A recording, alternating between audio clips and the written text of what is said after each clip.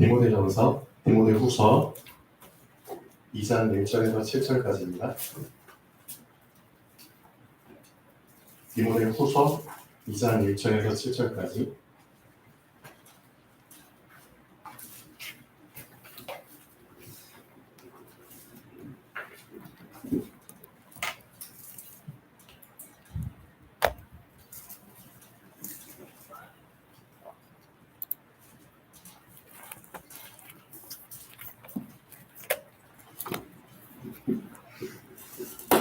읽겠습니다. 내 아들아, 그러므로 너는 그리스도 예수 안에 있는 은혜 가운데서 강하고 또 네가 많은 증인 앞에서 내게 들은 바를 충성된 사람들에게 부탁하라. 그들이 또 다른 사람들을 가르칠 수 있으리라. 너는 그리스도 예수의 좋은 병사로 나와 함께 고난을 받으라. 병사로 복무하는 자는 자기 생활에 얽매이는 자가 하나도 없나니 이는 병사로 모집한 자를 기쁘게 하려 함이라. 경계하는 자가 법대로 경계하지 아니하면 승리자의 관을 얻지 못할 것이며 수고하는 농부가 곡식을 먼저 받는 것이 마땅하니라. 내가 말하는 것을 생각해보라. 주께서 범사에 네게 총명을 주시리라. 아멘.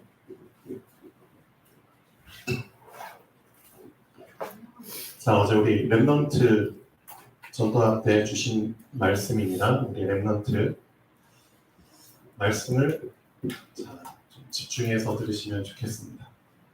나의 전무, 후무입니다. 자, 하나님은 여러분 모두에게 이 전무, 후무의 보화를 다 감춰주셨습니다. 누구에게나 다 전무후무한 보화가 들어있습니다. 근데 문제는 뭐냐면은 그것을 내가 보지 못한다는 겁니다. 그렇죠? 이미 여러분에게 와 있습니다. 멀리 있는 게 아니라 이미 여러분 가장 가까운 곳에 와 있습니다. 근데 보지를 못하는 겁니다. 그것을 볼 수 있도록 예수님께서 즐겨 쓰시는 방법이 비유를 통해서 계속 힌트를 주고 계시거든요. 근데 이 비유를 아무리 들어도 왜 보화를 발견을 못할까요? 분명히 예수님은 비유를 통해서 보화가 여기에 있어 라고 얘기하고 계시는데, 근데 우리가 비유를 아무리 듣고 보아도 듣질 못하고 보질 못하는 거예요. 그 이유가 뭘까요? 그래서 예수님이 항상 이 말씀 하시죠. 내가 비유로 얘기를 해. 그리고 마태복음에서는 이렇게까지 얘기합니다. 예수님은 비유로 말하고 절대 비유가 아닌 것은 말하지 않으셨어 라고까지 표현을 하고 있거든요. 그러니까 예수님이 하신 말씀들은 다 비유를 통해서 말씀하시는 겁니다. 그 이유가 뭘까요? 예수님은 천국에서 오셨잖아요. 천국에서 오신 분이에요. 하나님의 나라에서 오신 분이에요. 그런데 중요한 건 뭐죠? 천국에서 오셨기 때문에 천국의 비밀을 얘기하실 수 있는 분이에요. 왜? 천국에 있다 오셨기 때문에 천국에서 당연히 본 것들, 들은 것들, 천국에 있는 것들을 다 얘기해 주실 수 있잖아요. 있다 오셨기 때문에. 그렇죠? 그런데 이 천국의 비밀이 아무에게나 허락된 게 아니라는 거죠. 그렇죠? 그렇기 때문에 비유로 얘기하시는 겁니다. 네. 천국의 비밀이 누구에게 허락됐을까요? 자, 귀가 있는 자에게 허락된 겁니다. 눈이 있는 자에게 허락된 겁니다. 그래서 예수님이 말씀하시죠. 들을 귀가 있는 자가 듣는 거야. 맞죠? 볼 수 있는 눈이 있는 자가 보는 거야. 그렇죠? 그럼 어떤 사람이 들을 귀가 있고 어떤 사람이 볼 수 있는 눈이 있을까요? 그 사람은 분명히 천국의 비밀을 듣게 되고 보게 됩니다. 그러면 그 사람은 어떻게 되죠? 당연히 전무후무한 보화를 보게 되는 겁니다. 자, 많은 유 목사님이 어제 하신 말씀 중에 목회자들이 우리나라에 몇 명이나 될까요? 엄청 많습니다. 네. 엄청 많아요. 목사의 신분을 갖고 계신 분들이 의외로 엄청 많아요. 그러면은 그분들이 다 목회를 하고 계실까요? 아니거든요. 목회자의 신분을 갖고 있지만 목회를 안 하는 목회자들이 많아요. 엄청 많아요. 그분들은 뭐 하고 있을까요? 목회가 아닌 다른 것을 하고 있겠죠. 그래서 예를 들면 택배기사 아니면 대리운전기사, 그렇죠? 아니면 편의점 아르바이트, 아니면 식당에서 서빙, 그런 부분들, 아니면 큰 이마트 같은데 계산하는 그런 것들. 그래서 참 우픈 얘기를 하셨죠. 웃기고도 슬픈 우픈이라고 하잖아요. 그렇죠? 한 목회자 목사님이 택배 그거 배송하는데, 그렇죠? 보통 아파트에 이제 생수 같은 거 막 들고 올라가잖아요. 올라가서 이제 문 앞에 현관에 딱 놓고 나오면 이제 그 주인 안 마주치잖아요. 근데 딱 놓고 나오려고 하는데 현관문이 딱 열렸어. 그러니까 이제 그 주인을 보게 된 거죠. 봤는데 그 주인이 누구였냐면 예전에 그 자기 교회 할 때 교인이었다고. 그렇죠? 자기가 목회할 때 예전에 그 교인이었다고. 참 웃기고도 슬픈 일이죠. 목회를 해야 될 사람이 왜 목회를 안 하고, 좀 표현이 그렇지만 다른 일을 할 수밖에 없을까요? 왜 딴짓을 할 수밖에 없을까요? 나름대로 다 이유가 있겠죠. 그렇죠? 실제로 여러분도 마찬가지입니다. 하나님이 여러분에게 원하시는 일이 있잖아요. 그렇죠? 하나님이 나에게 주신 일이 있거든요. 근데 그 일을 내가 왜 하지를 못하고 있을까요? 실제 하나님이 나에게 주업으로 주신 일이 있잖아요. 주업으로. 그럼 그 주업은 왜 자꾸 뒷전으로 밀릴까요? 왜 그런 줄 아세요? 한번 깊이 있게 들어가 볼까요? 이유는 하나입니다. 애초부터 시작을 할 때 다른 동기를 가지고 시작했기 때문입니다. 왜 많은 사람들이 목회자가 되려고 도전하는 줄 아세요? 특히 어떤 사람들이 목회자의 길을 도전하는 줄 아세요? 당연히 믿음이 있겠죠. 믿음이 있고. 근데 어떻게 보면 만만하게 보인 거죠. 좀 표현이 그렇죠? 어떻게 보면은 내가 좀 말주변이 있으니까, 말재간이 있으니까, 말로 사람들을 좀 어떻게 확 잡아 끌 수 있으니까, 그래서 그거 믿고 목회하는 분들도 있겠죠. 어떻게 보면 주변 사람들 얘기 듣고 좀 열심히 하면은 어느 정도 성도님들 숫자 채워지면은 먹고 사는 데는 문제가 없어. 매달 뭐 고정적으로 헌금도 들어오고 11조도 들어오고 하니까 그것만큼 편한 직업이 없어. 이건 육신의 노동으로 하는 일이 아니잖아. 몸은 편해. 그런 말도 들었겠죠. 여러 가지 동기가 있겠죠. 그렇죠? 근데 결국 그런 다른 동기를 가지고 시작을 하게 되면은 항상 그래요. 처음에는 되어질 것처럼 뭔가 순탄하게 흘러가는 것처럼 보여요. 참 재밌죠? 진짜 모든 일들이 딱 인문하게 보면은 다 만만하게 보이니까 되어지는 것처럼 보이는 딱, 그렇죠? 그 순간이 있어요. 거기에서 다 속는 거죠. 대단한 것처럼 받는 대단하지 쉽게 할 수 있는 거네. 그런 식으로 하다가 이제 점점 어려움에 봉착하게 되는 거죠. 생각대로 안 되는 일들이 이제 계속 터지는 거죠. 보이는 일들이 터지는 거죠. 그렇죠? 결국 목회자, 그렇죠? 목회를 하는 가장 중요한 이유는 뭐죠? 먹고 살기 위해서 하는 게 아니잖아요. 그렇죠? 내 생계를 책임지기 위해서 그 수단으로 목회를 하는 게 아니잖아요. 그렇죠? 근데 지금 많은 신학대학에 들어가고 졸업하는 사람들이 어떻게 보면 대부분 여기에 잡혀 있는 거죠. 시작 자체가, 동기 자체가 다른 거죠. 근데 제가 알기로는 진짜 시작을 제대로 한 사람이라면, 그렇죠? 생계를 뛰어넘어서 정말 하나님을 기쁘시게 하고 하나님을 알리기 위해서, 진짜 복음을 말하기 위해서, 하나님의 나라가 임하게 하기 위해서 그 목적을, 그 동기를 가지고 목회자의 길을 가고 목회를 시작했다면 어려운 과정이 있겠죠, 당연히. 맞잖아요.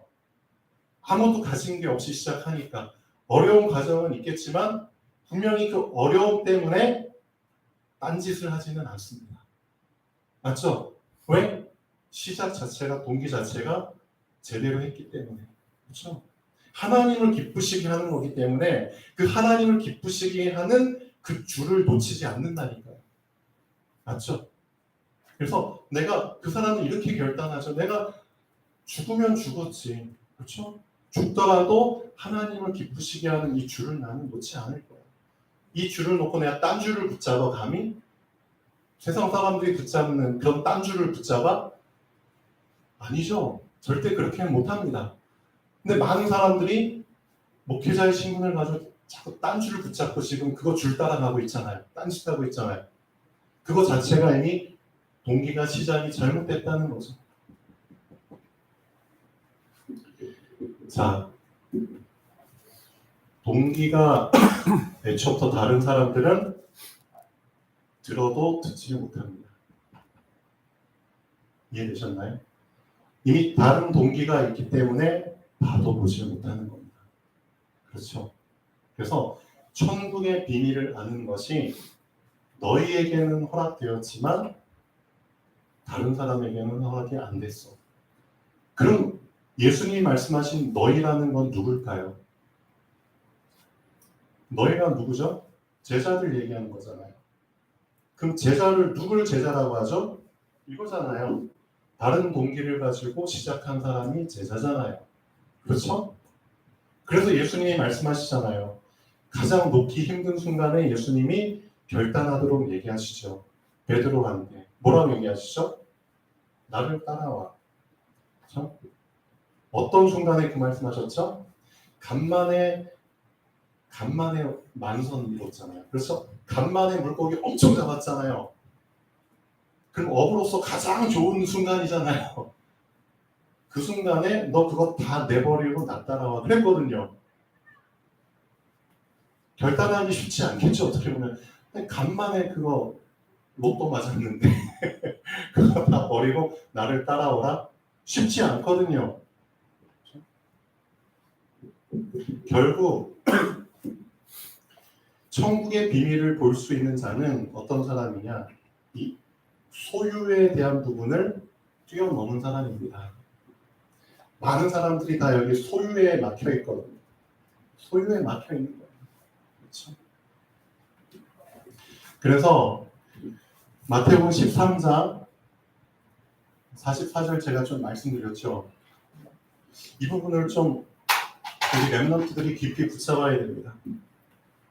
천국은 마치 밭에 감추인 보화와 같아요. 근데 중요한 게 뭐죠? 마태복음 13장 44절 한번 읽어보시죠. 밭에 감추인 보화와 같은데 사람이 이를 발견한 후 발견을 했어요. 자, 발견 못하는 사람들이 수두룩한데 발견을 했어요. 근데 중요한 거는 발견했는데 이것을 다시 숨겨뒀다고 했거든요. 숨겨놨어. 그리고 어떻게 했죠? 집에 돌아갔어요. 그리고 자기의 소유를 팔아 그 밭을 사니라. 여기에 소유에 대한 말이 나오죠. 여기에서 여러분이 꼭 점검하셔야 될 부분들이 있습니다. 천국은 마치 여러분 다 자리 옮기만 사람들이잖아요. 그렇죠? 하나님의 나라에서 여러분을 낸 겁니다. 맞죠? 창세기 1장에 보면은 전에 말씀드렸죠. 하나님께서 창조하실 때 세 가지 동사를 가지고 창조하셨다고 했잖아요. 첫 번째, 있으라. 물에서 유를 만들어야 되니까 있어야 되죠. 없던 것이 생겨야 되죠. 두 번째는 내라. 이제는 있는 것을 통해서 새로운 있는 것을 내는 거예요. 그렇죠? 땅에서 뭘 내라? 풀과 나무들을 내라. 그렇죠? 땅이 이제 존재하게 됐으니까 그 땅에서 새로운 것들을 계속 생산해내라. 물에서는 물고기를 내라. 그렇죠? 그렇게 말씀하셨어요. 그리고 세 번째, 사람은 어떻게 했죠? 사람은 불었잖아요. 불다. 불어서 만든 존재입니다. 분명히 껍데기는 만들었죠. 땅의 흙을 가지고 모양은 만들었지만 실제 그 모양 속에 불어넣으신 거잖아요. 하나님의 생기를, 생명을 불어넣으셨잖아요. 그래서 생명이 됐잖아요. 하나님의 창조는 이 세 가지 동사로 시작이 됩니다. 근데 중요한 게 뭐죠? 내가 나의 소속을 얘기하는 겁니다. 그렇죠? 내가 어디서부터 생겨났냐 그걸 얘기하는 겁니다. 중요한 거, 내가 진짜 창조의 원리를 붙잡았다면은 그 사람은 이 부분을 항상 붙잡고 사는 게 당연합니다. 나를 낸 곳에 있어야 되는 거예요. 맞죠? 내가 태어난 곳, 내가 생겨난 곳에 소속돼 있어야 되는 게 당연한 겁니다. 그렇죠? 그래서 물고기가 물을 떠나면 죽는 겁니다. 그건 죽을 짓이에요. 맞죠? 목회자가 목회를 해야죠, 당연히. 목회하라고 하나님 부르셨죠? 그렇죠? 그렇다면은 낸 것과 같은 의미잖아요. 목회를 해야 될 사람이 목회자의 그 영역 안에 있지 않고 다른 영역 안에 들어가서 딴짓을 한다는 것 자체가 죽을 짓이잖아요. 그렇죠? 그래서 내가 태어난 곳, 나를 만들어낸 곳, 내가 내어진 곳, 그곳에 소속되도록, 그곳에 소속되어야지만 살 수 있도록 만든 게 하나님의 창조 원리입니다. 그렇죠? 같은 개념으로 인간은 하나님의 영으로 내셨거든요. 그래서 하나님과 함께 있어야지만 살 수 있는 존재입니다. 하나님의 영을 떠나면 죽는 짓이에요. 그렇죠? 그래서 죽는 거예요. 창조 원리를 어기는 것 자체가 죽는 겁니다. 그러니까 그런 개념으로 봤을 때, 왜 많은 사람들이 이런 짓들을 할 수밖에 없는가? 다른 동기가 있기 때문이죠. 자, 이 소유에 대한 부분인데요. 나를 낸 곳이 천국이거든요. 그렇죠? 그럼 천국에 대해서 알아야죠. 천국은 마치 밭에 감추인 보화야. 하나님이 여러분에게 여러분을 낸 곳, 그렇죠? 여러분이 있어야 될 곳을 다 주셨어요. 그게 밭이잖아요. 여러분 각자가 인생 살아갈 때 각자의 영역들이 다 있거든요. 그게 밭이에요. 근데 중요한 건 그 밭을 각자에게 다 주셨는데 이미 그 밭에 보화가 감추어져 있다고 하셨거든요. 그러니까 이미 여러분에게 주신 그 밭 속에 보화가 이미 있는 거예요. 맞죠? 없는 게 아니라 이미 있어요. 근데 중요한 것은 감춰 있다는 거죠. 그러니까 평생 이 감추어진 보화를 발견하지 못하고 그냥 밭만 갈다가 죽는 사람들이 많아요. 계속 밭질만 하다가 쟁기질만 하다가 죽는 사람들이 많아요. 뭔 뜻이죠? 딱 육신의 조건, 육신 수준의 삶 살다가 죽는 하나님의 자녀가 많다는 거예요. 이해되시나요? 그러니까 결국 하나님의 자녀가 천국 백성이 이 세상 백성과 다를 바 없이 그냥 살다가 가는 사람들이 많다는 거예요. 신분은 천국 백성인데 실제 삶은 이 세상 사람과 똑같은 삶을 살다가 그냥 죽는 사람들이 많다는 거예요. 어떻게 생각하세요? 그게 진짜 웃픈 일이 아닌가요? 그게 어떻게 보면 천국 백성으로서의 직무유기가 아닌가요? 목회자가 목회를 안 해. 그것만큼 큰 죄가 있을까요? 천국 백성이 천국 백성의 삶을 살지 않아. 그것만큼 큰 직무유기가 있을까요? 맞죠? 어제 외목사님 이 말씀 하셨거든요. 직무유기야. 그게 어떻게 얘기해야 될까요? 어떤 죄를 얘기해야 될까요? 직무유기잖아요. 여러분도 천국에서 낸 자고 천국 백성이고 그렇죠? 여러분 인생 살 때 다 필요한 여러분 그릇 그렇죠? 분량만큼의 밭을 다 주셨고 그 밭 속에 보화를 감추어 주셨는데 결국은 그 보화가 의미하는 게 나의 전무후무거든요. 이해되세요? 예전에도 없었고 앞으로도 없을 것이 결국은 나의 안에 감추어진 보화거든요. 그러니까 그 결국 보화를 발견한 사람이 나의 전무후무와 응답을 받는 겁니다. 이 전무후무라는 거는 무슨 의미죠? 세상 수준을 뛰어넘는 응답이라는 거예요. 맞죠? 세상 수준을 뛰어넘는 삶이라는 거예요. 진짜 똑같이 육신을 입고 있지만 똑같이 세상에 있지만 세상 수준과는 다른 삶이 보장돼 있다는 거예요. 그 보화를 발견했을 때 그런 삶을 살 수 있다는 거예요. 진짜 보화 발견하면 밭 갈아도 되고 안 갈아도 돼요. 맞죠? 밭에 안 매여도 돼요. 맞죠? 보화를 발견했는데 밭에 매일 필요가 없는 거예요. 무슨 말이죠? 자기 생활에 얽매일 필요가 없는 거예요. 그래서 오늘 본문 말씀이 디모데후서 2장 1절에서 7절이죠.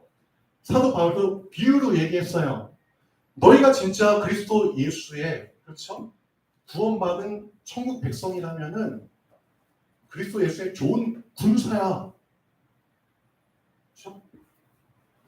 이 군사는 자기 생활에 얽매이는 자가 하나도 없어. 얽매일 필요가 없어. 왜? 뭘 발견했기 때문에?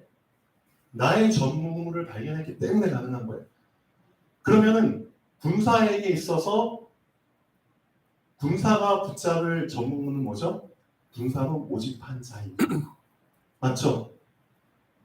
왜? 군사로 모집한 자가 군사를 책임지거든요. 그렇잖아요. 그래서 군인에게 있어서 전무후무한 존재는 군인을 모집한 자라니까요. 맞잖아요. 근데 그 군사로 모집한 자를 내가 볼 수 있는 눈이 안 열린 거예요. 그렇죠? 그분의 음성을 들을 수 있는 귀가 안 열린 거예요. 그렇죠? 그 군사로 모집한 분한테 뭐가 있죠? 나의 생계를 책임져 줄, 나의 생활에 얽매이지 않도록 해줄 보화가 있거든요. 맞잖아요. 월급 다 주잖아요. 군사로 모집한 자가. 다 책임져 주잖아요. 생계 책임져 주죠. 요즘 러시아는 그렇지 않더라고요. 러시아 군인들 뭐 하고 월급도 안 주고 사망하고 사망 보상금 준다면서 보상금 주지도 않고 완전 거짓말쟁이죠 진짜. 그런 나라도 있지만 애초부터 공산주의 국가이기 때문에 그게 가능할 수도 있겠지만 원래는 그게 아니잖아요. 그렇죠? 군사는 자기 생활에 얽매이는 자는 하나도 없어.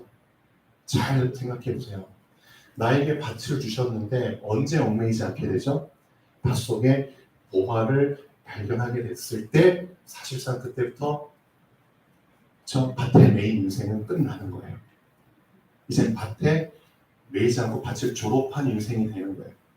그때부터 그 사람은 그냥 밭에 가서 시간을 보내도 되고 안 보내도 돼요. 그렇죠? 그건 자기 마음이에요. 해도 되고 안 해도 돼요.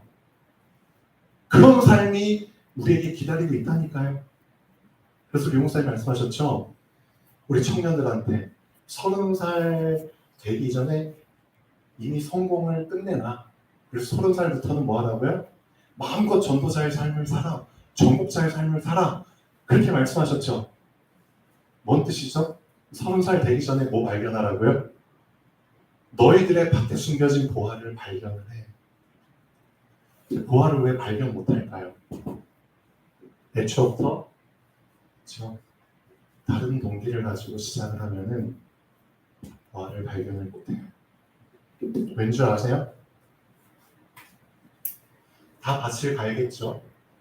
밭이 주어졌으니까 그렇죠? 이걸로 생계를 먹고 살아야 되니까 당분간은. 그러면은 나에게 주어진 밭을 갈겠죠? 밭을 하겠죠? 근데 중요한 게 뭔지 아세요? 밭을 갈 때 제가 말씀드렸잖아요. 사람들의 소리가 막 들려요. 세상의 소리가 들려요. 자기 생각의 소리가 들려요. 사람이 준 속임수의 소리가 들려요. 뭐라고 들리는 줄 아세요? 야, 너 밭을 할 때, 밭갈이 할 때 가능성이 있는 데다가 밭갈이 해. 가능성이 있는 곳에다가 밭질을 해. 뭔 말인지 아세요? 너 이사 갈 때 땅값이 오를 만한 곳에다 이사를 해. 건물 살 때도 좀 오를 만한 곳에 건물을 사. 직장 옮길 때도 뭔가 역세권에다가 가고, 예를 들면 이사 갈 때도. 그래서 자녀들 교육할 때도 좋잖아. 교육 여건 좋은 데로 가. 결국 가능성을 보고 다 선택을 하거든요, 사람들이. 그런 게 다 물들어 있어요. 랩런트들도 절대 속으면 안 돼요. 사람들이 결국은 육신의 가능성이 있는 곳에다가 다 선택을 하도록 한다니까요. 그런 곳에다가 밭질을 한다니까요. 근데 그런 곳은 아무리 파봐도 절대 보화 없습니다. 어떻게 생각하세요? 사람의 마음이 그 가능성이 있다고 밭질해봤자 거기에는 보화 없어요. 그냥 밭질하는 수준에서 그냥 곡식만 수확물만 얻을 뿐입니다. 그냥 그 수준이에요. 그러니까 결국 세상 사람과 별반 차이 없는 인생 그냥 살다가 가는 겁니다. 보화는 어디에 감추어져 있는지 아세요? 그래서 용사님 말씀하셨잖아요. 가능성이 없는 곳. 세상 사람들이 말하는 가능성과 정반대의 곳. 거기에다가 밭질을 하라는 거예요. 그걸 안 하고 있는 거예요. 그러니까 지금까지도 내 안에 감춰진 보화를 사실상 발견을 못하고 있는 겁니다. 말씀은 항상 세상과 반대로 얘기하고 있어요. 여러분들은 어떻게 생각하세요? 우리 랩런트들 이 부분 정말 잘 생각해 보셔야 됩니다. 진짜 나의 전무를 발견하고 싶으세요? 진짜 그 전무 발견하고 그 전무의 응답 속에서 이 세상 수준을 뛰어넘는 전혀 다른 초월적인 인생 살고 싶으세요? 수준 자체가 다른 인생을 살고 싶으세요? 방법은 하나입니다. 세상이 말하는 가능성과 정반대의 것을 선택해 보세요. 왜? 거기가 블루오션이거든요. 거기가 노바디의 장소거든요. 거기가 나띵의 장소거든요. 맞잖아요. 거기는 사람들이 오지 않는 곳이거든요. 맞잖아요. 사람들은 다 가능성 보고 선택하거든요. 근데 우리도 그런 생각에 물들어 있잖아요. 우리의 눈과 귀도 거기에 이미 다 열려 있잖아요. 그래서 예수님이 비유로 말씀하시는 겁니다. 이미 세상 귀와 세상 눈이 열린 사람들은 이 비유를 들어도 못 알아듣거든. 맞잖아요. 이미 동기 자체가 다르거든. 여러분들도 그런 동기가 있습니까? 어찌됐든 참 감사하죠. 한 청년이 어쨌든 작은 결단을 하고 나를 말씀 속에 계속 집어넣으려고 노력을 해요. 말씀과 복음화가 왜 중요한지 이유를 이제 발견을 한 거겠죠. 지금까지 자기가 살았던 삶을 다 스톱을 하고 말씀 위주의, 그렇죠? 그 시간을 이제 세팅을 하고 그 시간을 우선순위로 쭉 이제 노력을 하는 거예요. 그러다 보니까 이제는 시작에 대한 눈이 열리는 거예요. 아, 내가 지금까지 잘못 시작했었구나. 그렇죠? 어떻게 시작하는 게 제대로 된 시작이라는 것을 이제 조금씩 이제 알게 되는 거예요. 아, 이게 진짜 시작이었구나.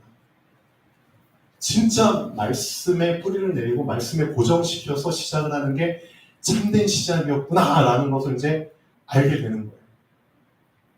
그러면서 이제 나에게 주신 밭이 보이기 시작하는 거죠. 근데 문제가 뭐다? 밭이 보이는데 밭에서 이제 밭갈이를 하는데 어디에 부딪혔느냐? 자꾸만 이 세상에 가능성에 자꾸 이제 귀가 쏠리는 거예요. 그렇죠? 그러니까 이것 때문에 좀 힘들어요. 이사를 어디로 가야 되지? 우리 아이 교육을 위해서 어떻게 해야 되지? 그러니까 자꾸 거기에 쏠리는 거예요. 그래서 제가 얘기해 줬죠. 야, 노바디가 무슨 뜻인 줄 알아? 나팅이 무슨 뜻인 줄 알아? 보화가 아무에게나 발견되는 건 줄 알아? 내가 볼 때는 진짜 0.0001%도 안 된 사람들, 그 사람들이 보화를 발견한 사람들이야. 나머지 사람들은 왜 보화 발견 못하는 줄 알아? 그러니까 이해를 하더라고요. 그래, 그거야. 그래서 이거 해야 돼. 차단시켜야 돼. 가능성을 얘기하는 사람들의 소리, 세상의 소리, 내 생각의 소리 다 차단시켜야 돼. 이거 차단되지 않으면 절대 밭에 감춰진 보화 발견 못해. 그렇죠? 이 친구가 이제 알아들은 거예요. 이제 조만간 발견하겠죠. 그렇죠? 계속 가능성이 없는 곳을 파다 보면은 발견하겠죠. 근데 중요한 게 뭔지 아세요? 발견하면 끝인가요? 아니거든요. 발견했는데 실제로 소유를 못하는 이유가 뭔지 아세요? 이 보화를 소유하려면 내가 갖고 있는 소유를 버려야 됩니다. 마지막 관문이 하나 남아있는 거예요. 발견했다고 내 것이 되는 게 아니에요. 맞잖아요. 지금 내가 파고 있는 밭, 그렇죠? 이 밭의 실질적인 소유는 딴 사람이잖아요. 그렇죠? 딴 사람이거든요. 그래서 하나님께서 확인하시려는 최종 목적이 그거예요. 너가 어쨌든 가능성이 없는 곳에다가 밭질을 해가지고 보화를 발견했어. 근데 발견한 것까진 좋은데 너 것이 되려면 지금 너가 보화를 발견한 이 땅은 너가 경작하고 있지만 실질적인 소유는 너 게 아니야. 그러면 이 밭을 실질적인 너 것으로 소유하려면 어떻게 해야 돼? 지금 너가 갖고 있는 것을 다 팔아야 돼. 그리고 이 밭과 서로 교환을 해야 되는 거야. 이해되셨나요? 즉 하나님의 것을 얻기 위해서는 내 것을 드려야 되는 겁니다. 그게 안 됐기 때문에 사실상 하나님이 주신 나의 것을 내가 발견을 못하고 누리지 못하는 거예요. 그걸 양다리라고 얘기를 하죠. 그러니까 결국 발견한 것까지는 좋은데 여기에서 대부분의 사람들이 그냥 그림의 떡처럼 그렇죠? 그냥 손가락만 빨고 있어요. 보화가 진짜 보이거든요. 아, 그거 잡으면 되는데 못 잡아. 왜? 내 것을 팔지 않았거든.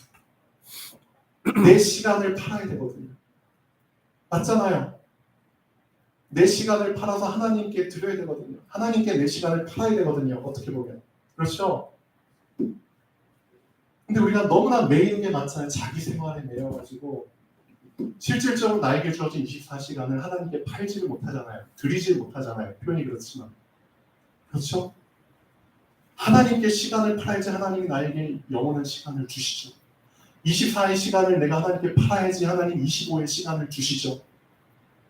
그 당연한 거 아닌가요? 물물 교환처럼 내 것을 드려야지 하나님의 것을 주시죠. 내 것을 꽉 움켜쥐고 있으면 하나님의 것을 받는다? 진짜 욕심장이죠. 그냥 결국 보화를 발견했는데도 실질적인 소유가 안 되는 이유는 내 것을 움켜쥐고 팔지 않는 거예요, 하나님께. 여기에서 많은 사람들이 결국은 넘어지는 거죠. 근데 진짜 그렇지 엄청 진짜 이거 내 것을 팔아도 될 만한 만큼 가치가 발견된 사람은 팝니다. 진짜 팔아요. 그래서 내가 아무리 바빠도 그 바쁜 시간을 쪼개가지고 하나님께 시간을 드린다니까요. 판다니까요. 내가 아무리 부족해도 나에게 있는 돈을 하나님께 드린다니까요. 뭔 뜻인지 아세요? 헌금을 드린다. 하나님을 위해서 나에게 있는 것들을 쓴다. 나에게 있는 돈들을 그렇죠. 하나님 기뻐하시는 일 위해서 쓴다. 하나님께 파는 거예요. 맞죠? 하나님께 파는 거예요. 어떻게 보면 내 것이 아니지만 원래 하나님 것이지만 어쨌든 나에게 있는 소유였기 때문에 그걸 하나님께 파는 거예요. 하나님은 나에게 있는 시간과 돈과 헌신을 받고 하나님의 것을 주시죠. 그게 나의 전무후무입니다. 그러니까 실질적으로 전무후무가 없는 사람은 나에게 있는 소유를 팔지 않은 사람이에요. 팔지 않았기 때문에 건너가지 못하는 겁니다. 자리 옮김이 안 되는 이유는 그렇죠? 그 자리에 있는 것들을 내가 청산을 안 했기 때문입니다. 그렇죠? 그래서 마태복음 13장 44절 너무 중요한 부분 한번 읽어보실까요? 진짜 이를 발견했어. 발견하지 못한 사람들의 입장에서 보면 발견한 사람은 대단한 사람이죠. 어떻게 보면 그렇죠? 근데 그걸 다시 어떻게 했다고요? 숨겨두고 기뻐하며 돌아갔어요. 그리고 이제 다 정산을 하죠. 나에게 있는 소유, 그렇죠? 내가 드려야 될 시간들, 내가 드려야 될 헌신할 것들, 그렇죠? 돈들. 그러면 다 정산을 해가지고 모아서 팔죠. 그리고 그 밭을 사느니라. 결국 소유에 대한 부분 얘기하고 있는 거 맞죠? 우리가 가장 걸려있는 부분이 이 소유죠. 소유에 대한 부분을 하나 더 얘기하셨죠, 예수님이. 볼까요? 천국에 대한 비유 얘기하면서 45절 보실까요? 또 천국은 마치 좋은 진주를 구하는 장사와 같으니 극히 값진 진주 하나를 발견해서 이 사람도 발견했죠? 뭐 했죠? 가서 자기의 소유를 갚아. 또 소유 얘기 나오죠? 그 진주를 사느니라. 그렇죠? 극히 값진 진주를 발견하면 뭐 하냐고요? 그 진주를 소유하지 못하면 소용이 없는데. 그러니까 결국 나의 소유에 대한 부분이 걸려있는 사람은 실질적으로 나의 전무와 응답은 없는 겁니다. 이미 주셨지만, 그렇죠? 이미 주셨지만 내 것이 아닌 겁니다. 실질적인 소유를 교환해야지만 내 것이 되는 겁니다. 이 부분을 여러분들 한번 잘 생각해, 우리 멤버들을 잘 생각해 보셔야 됩니다. 내가 왜 실질적으로 보좌의 축복을 못 누리지? 소유를 안 팔았거든요. 맞죠? 그래서 하나님이 항상 렘넌트들한테는 확인하시는 게 이거잖아요. 너에게 있는 소유를 나한테 팔아. 아브라함한테 얘기하셨지. 너 하나밖에 없는 독자 이삭을 나한테 팔아. 그렇죠? 그래서 실제 아브라함이 이삭을 팔았잖아요. 죽이려고 했잖아요. 그때 하나님이 보시고 약속 주시잖아요. 다 줄게 너한테. 실제로 이런 삶을 사셔야 됩니다. 아브라함이 나이가 많아 늙어갈수록 더 하나님이 복을 주시니까 복이 그냥 차고 넘치는 거예요. 그렇죠? 어디 쟁겨놓을 데가 없을 만큼 복이 차고 넘치는 거예요. 그러니까 아브라함이 거느리고 있는 그 식솔들 가족들이 아예 작은 그 당시 한 작은 부족 국가들이 있겠죠. 그 부족 국가들을 좀 맞먹을 만큼의 세력을 키웠잖아요. 아예 한 나라를 이룰 만큼 그렇게 커져 버렸잖아요. 그게 아브라함의 전무 아니면 뭐겠어요? 한 사람이 그렇게까지 돼버렸는데. 그래서 우리 랩런트들 잘 생각해 보셔야 됩니다. 군사, 선수, 농부, 뭔 뜻이죠?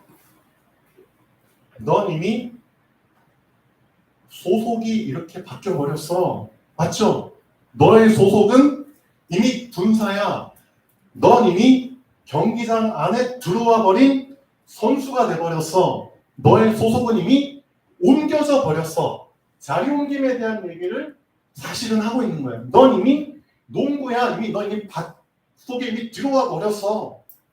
그러면 너는 이것만 하면 돼. 그거 얘기하고 있거든요. 군사가 군대 안에 들어와서 딴짓을 해? 있을 수 없는 일이야. 선수가 경기장 안에 들어와서 딴짓을 해? 있을 수 없어. 농구가 밭에 와가지고 딴짓을 해? 있을 수 없어.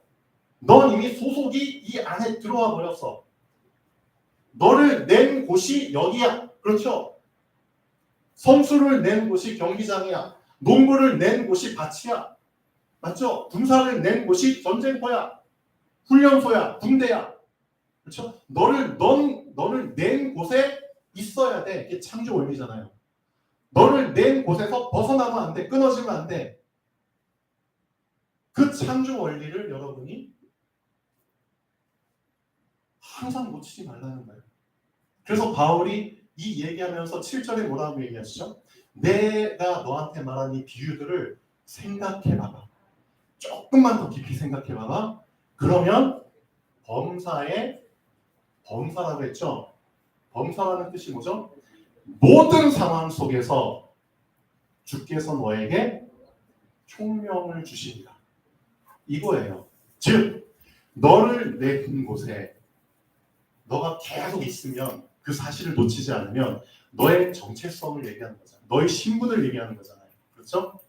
너의 정체성과 너의 신분과 너가 있어야 될 곳, 그것을 너가 항상 범사해. 이걸 놓치지 않으면 뭘 주신다고요? 너에게 총명을 주십니다. 이 총명으로 말미암아 나의 전무후무를 발견하게 되는 거예요. 맞잖아요. 이 총명으로 말미암아 세상과 반대되는 것들을 계속 보게 되고 반대되는 것들을 계속 선택하게 되는 거예요. 이 총명이 없으면 어떻게 세상과 반대되는 것을 볼 수 있겠어요? 맞죠? 하나님이 주신 총명이 없어 어떻게 반대되는 것을 선택할 수 있겠어요? 맞죠? 결국 이 총명으로 말미암아 나의 전무만 보화를 발견하게 되는 거예요.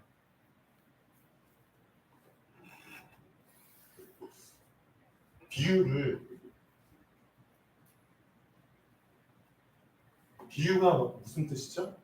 비유. 왜 비유하죠?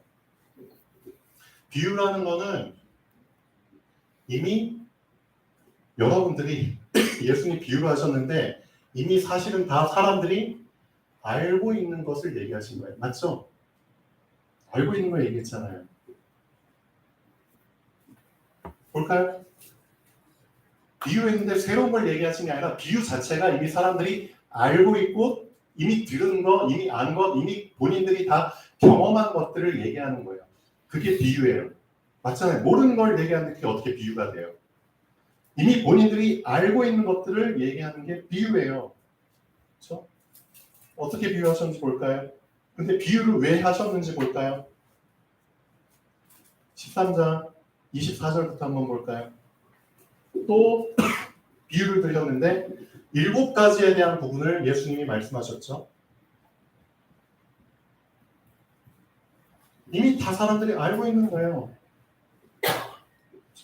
예수께서 그들 앞에 또 비유를 들어 이르시되 천국에 대한 비유를 들은데 이 세상 천국을 비유하실 때 이 세상을 가지고 매칭시켜서 비유를 하신 거예요. 그렇죠? 그러니까 예수님은 다 이 세상 것을 가지고 천국을 비유하셨는데 들을 귀 있는 사람이 없기 때문에 예수님이 하신 말씀들이 다 이 세상 사람들은 그냥 다 알고 있는 것들 얘기하셨네. 그렇죠? 그냥 그 가운데 조금만 더 깊이 깨달으면 되겠네. 우리 삶에 유익이 되겠네. 그런 수준으로 깨달았기 때문에 사실상 그렇죠? 깨달음이 없는 거죠. 여러분 잘 알고 계셔야 됩니다. 왜 비유가 중요하냐? 아까 말씀드렸죠. 천국과 이 세상이 매칭이 되기 때문에 비유를 하신 겁니다. 우리가 이 세상에서 보는 모든 것들이 다 각각의 것들이 다 천국의 것들과 매칭이 된다니까요. 이해되세요? 그러니까 결국 여러분에게 영적인 눈이 열리면 하나님의 말씀이 영적으로 들리고 영적으로 깨달아지는 그 시야가 열려버리면 육신의 눈으로 보이는 모든 것들, 육신의 경험, 모든 것들 다 이미 천국의 것과 다 매칭이 됩니다. 그래서 그 사람은 육신 수준의 삶을 사는 게 아니라 육신을 잊고 살고 있지만 이미 천국의 삶을 사는 겁니다. 그게 핵심입니다. 매칭이 된다니까요. 그래서 예수님이 알곡과 가라지 비유하실 때 7가지를 그래 너희가 알고 있는 이 세상에서의 7가지를 내가 쭉 얘기해 줄게. 그걸 나중에 사람들 다 갔을 때 제자들한테는 풀어주시거든요. 이게 바로 천국의 이거하고 똑같은 것들이야. 근데 사람들은 이걸 천국의 것들과 매칭을 못 시켜. 그러니까 들을 귀가 없는 거야. 볼 수 있는 눈이 없는 거야. 그러니까 이 땅에 살면서 실질적으로 천국이 아닌 이 세상 그냥 삶 살다가 그냥 가는 거야. 근데 너희는 다르잖아. 너희는 이미 소속이 달라졌잖아. 신분이 바뀌어졌잖아. 그러면은 이런 비유들을 들을 때마다 다 무엇과 매칭시킬 수 있다고? 천국과 하나님의 나라와 매칭시킬 수 있어. 그럼 너희는 매칭시키는 그 순간부터 하나님 나라의 삶을 사는 거야. 그게 보좌의 축복이고 그게 시공간 추월의 삶이야. 이해되세요? 그래서 24절부터 보면은 천국은 좋은 씨를 제밭에 뿌리는 사람과 같으니, 그렇죠? 씨 뿌리는 사람. 이거 사람들 다 씨 뿌리잖아요. 나 씨 뿌려봤어. 그렇죠? 이미 다 알고 있는 걸 비유로 해. 씨 뿌리는 사람이 같으니 사람들이 살 때 그 원수가 와서, 그렇죠? 원수도 경험했죠. 그렇죠? 사이 안 좋은 사람이 와서 막 가라지 뿌려놓고 가고. 실제로 그런 일이 비일비재했잖아요. 사이 안 좋은 밤늦게 와가지고 막 뿌려놓고 가고 쓰레기 막 버려놓고 가고. 그렇죠? 실제 사람들이 경험했던 부분들을 예수님이 비유로 얘기하시는 겁니다. 원수가 와서 곡식 가운데 가라지를 뿌리고 갔어. 근데 싹이 나고 결실할 때에, 그렇죠? 씨가 좋은 씨가 이제 싹이 나고 결실할 때 집 주인의 종들이 와서, 집 주인의 종들이 나오죠. 와서 주여 밭에 좋은 씨를 뿌리지 아니하였습니까? 그런데 가라지가 어디서 생겼습니까? 주인이 이르되 원수가 이렇게 하였구나. 종들이 말하되 그러면 우리가 가서 이것을 뽑기를 원하시나이까? 주인이 이르되 가만두라. 가라지를 뽑다가 곡식까지 뽑을까 염려하노라. 둘 다 추수 때까지 함께 자라게 두라. 추수 때 내가 누구에게? 추수꾼들에게. 그렇죠? 말하기를 가라지는 먼저 거두어 불사르게 하고 묻고 곡식은 모아 내 곡간에 넣어라 하라. 그렇죠? 그러면은 이미 이 세상에서 사람들이 우리가 다 알고 있고 경험한 것들, 들은 것들을 쭉 얘기를 하셨거든요. 그럼 이게 어떻게 천국의 것들과 매칭이 되냐 이거죠.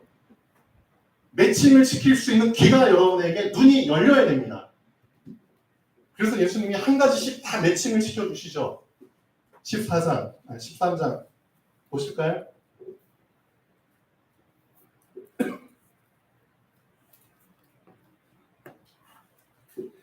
자, 37절부터 보시면 36절부터 이제 무리가 다 떠났죠. 무리를 떠나고 나서 집에 들어가시니 제자들이 나와 이르되 천국의 비유를 아는 것이 너희에게는 허락되었으나 제자들이 물어보죠. 밭의 가라지의 비유를 우리에게 설명하여 주소서. 좋아. 천국과 매칭시켜줄게. 좋은 씨를 뿌리는 이는 인자야. 맞죠? 인자. 누구죠? 그리스도야. 밭은 세상이야. 밭에 뿌렸다고 했잖아. 밭은 이 세상이야. 매칭시켜 주셨죠? 좋은 씨는 천국의 아들들이야. 다 매칭되죠? 그러면 가라지는 악한 자의 아들들이야. 그러면 가라지를 뿌린 원수는 마귀야. 추수 때는 세상 끝이야. 추수꾼은 천사들이야. 다 매칭시켜 주셨죠? 여러분이 실제 삶 살면서 실제 이렇게 매칭이 돼야 됩니다. 이게 매칭이 돼야 됩니다. 모든 것이 다 이렇게 매칭이 돼야 됩니다. 그 사람이 이 세상에 살고 있지만 하나님 나라가 임한 사람입니다. 맞잖아요. 천국의 것과 매칭을 못 시키는데 어떻게 하나님 나라의 그쵸 삶을 살아요? 말도 안 되죠. 그런즉 가라지를 거두어 불에 사르는 것 같이 세상 끝에도 그러하리라. 이 세상 끝도 실제 불에 사르는 그 순간이 와. 인자와 그 천사들을 보내리니 그들이 그 나라에서 모든 넘어지게 하는 것, 불법을 행하는 자들을 거두어내어 풀무불에 던져 넣으리니 거기서 울며 이를 갈게 되리라. 그때 의인들은 자기 아버지 나라에서 해와 같이 빛나리라. 귀 있는 자는 들을지어다. 도대체 우리에게 이 들을 수 있는 귀가 있냐 이거죠. 우리 랩런트들이 지금 시간표에 가장 준비해야 될 게 뭐죠? 들을 수 있는 귀를 준비하는 겁니다. 볼 수 있는 눈을 준비하는 겁니다. 이 하나님의 말씀이 이런 비유식으로 세상 수준으로 듣는 게 아니라 천국과 매칭시켜서 말씀이 들려야 됩니다. 맞잖아요. 그게 안 되는 사람이 어떻게 밭에 감추인 보화를 발견하겠습니까? 말도 안 되죠. 여러분 직장에서 막 가라지들 때문에 고생하죠? 이런저런 가라지 많아요. 그렇죠? 가라지를 빨리 뽑고 싶죠? 그런 사람들 많죠? 직장 생활하면은 진짜 인간 같지 않은 인간들 많거든요. 용사의 말씀 그 짐승 같은 그렇죠? 영이 없기 때문에 영에서 나지 않았기 때문에 어떻게 보면 다 그렇죠? 육의 삶을 살 수밖에 없어요. 어쩔 수 없고 당연한 겁니다. 그러니까 육의 삶을 살게 된다는 건 짐승 같은 삶을 살게 되면 다 나 중심, 나 위주, 내 것, 나를 위해서 그쪽으로 다 흘러가게 돼 있어요. 그러니까 결국은 다 가라지 같은 사람들이죠. 그럼 어떻게 해야 돼요? 그 사람들 빨리 뽑고 싶죠. 빨리 뭐 해결하고 싶죠. 근데 그게 아니죠. 이 가라지를 언제까지 놔두라고요? 추수 때까지 놔둬요. 결국 왜 추수 때까지 놔둬야 되죠? 하나님께서 가라지를 불에 사르는 가라지를 잘라내서 따로 거두어서 불에 사르는 그 타이밍은 누구한테 달려있죠? 여러분이 알곡을 맺는 여러분이 열매를 맺는 그 시간표에 달려있어요. 여러분이 열매를 맺지 못하면 하나님은 계속 기다리십니다. 결국 하나님이 보신 포인트는 여러분이 진짜 열매를 맺어야 되는 거예요. 그래야지 곡간 안에 저장할 수 있는 거예요. 그 시간표가 빨리 오고 싶으세요? 여러분 열매 맺으시면 돼요. 맞죠? 결국 하나님의 시간표는 여러분에게 달려있는 겁니다. 하나님이 주변 정리해 주시는 시간표는 여러분에게 달려있는 겁니다. 여러분이 추수할 때까지 기다리시는 겁니다. 얼마나 감사해요. 조금이라도 추수를 그렇죠. 조금이라도 알고 열매를 맺을 수 있을 때까지 하나님이 여러분을 배려하시고 기다리시는 겁니다. 맞잖아요. 그것만이 영원한 열매이기 때문에. 근데 우리는 그 부분을 모르잖아요. 그러니까 당장 직장이 힘들고 삶이 힘들고 그러니까 뛰쳐나오고 싶고 뭐 하고 싶고 하는데 하나님은 그게 중요한 게 아닙니다. 너가 열매를 맺는 게 가장 중요해요. 딴 것들은 이미 불에 탈 것들은 시간 지나면 다 불에 타. 어쩔 수 없어. 이미 다 분리되는 날이 와. 중요한 거는 너한테 열매 맺을 기회, 그 주어진 기회를 너 놓치지 마. 그 시간을 통해서 가라지하고 함께 지내면서 많이 단련돼. 그렇죠? 많이 단단해져. 그렇죠? 많이 성장해. 그리고 더 튼실한 열매를 맺어. 맞잖아요. 척박한 곳에서 더 단단한 열매를 맺게 되는 거잖아요. 이런 비유가 숨겨져 있거든요. 그렇죠? 이 세상과 천국을 하나도 빠짐없이 다 매칭시킬 수 있습니다. 그렇죠? 그 정도의 눈이 열리고 귀가 열릴 수 있도록 뭐 하시라고요? 이렇게 얘기했죠. 넌 군사야, 넌 선수야, 넌 농구야. 뭐라고요? 여러분의 정체성과 여러분이 어디에 소속되어 있는지는 여러분이 이미 자리를 옮긴 상태 속에 있다는 것을 항상 놓치지 말라는 겁니다. 나를 낸 곳에 계속 붙어 있으라는 겁니다. 그것이 여러분에게 확실하게 각인되고 뿌리되고 체질되어질 때 이런 삶이 되어진다니까요. 그때 비로소 진짜 밭에 감춰진 보화가 내 것으로 소유가 된다니까요. 소유에 대한 부분을 잘 생각해 보십시오. 결국은 이 소유 때문에 모든 문제가 시작된 겁니다. 자, 나의 전무 의무 도전하시는 여러분이 되면 좋겠습니다. 기도하겠습니다. 창조주 하나님, 정말 감사드립니다. 우리에게 이미 하나님 나라의 보화를 이미 주심을 감사드립니다. 이 감추어져 있는 보화가 발견될 수 있도록 우리의 영적인 눈과 귀를 열어주시옵소서. 주 예수 그리스도 이름으로 기도합니다. 아멘. 돌아가시겠습니다.